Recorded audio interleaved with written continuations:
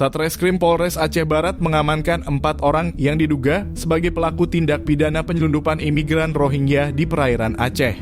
Kapolres Aceh Barat AKBP Andi Kirana mengatakan keempat orang yang diamankan tersebut terdiri dari 3 orang warga Aceh Selatan dan 1 orang warga Aceh Barat Daya.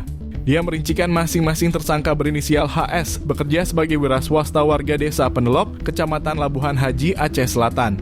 Selanjutnya M, seorang nelayan warga desa Kutaiboh, Kecamatan Labuhan Haji, Aceh Selatan.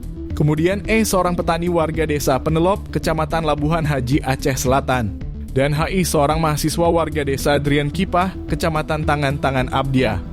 Andi menjelaskan penangkapan keempat tersangka bermula dari informasi tentang kecelakaan di perairan Suakule, Kecamatan Arongan Lambalek, Aceh Barat pada Rabu 20 Maret sekitar pukul 7 waktu Indonesia Barat.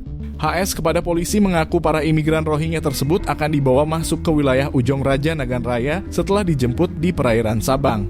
Mereka selanjutnya akan diangkut menggunakan truk menuju Tanjung Balai, Sumatera Utara, kemudian akan diseberangkan ke Tanjung Selangor, Malaysia.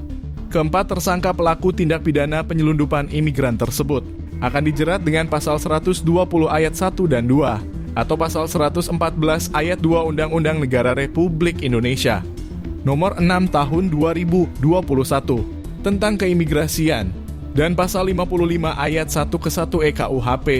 Jika terbukti bersalah, para tersangka terancam hukuman maksimal 15 tahun kurungan penjara.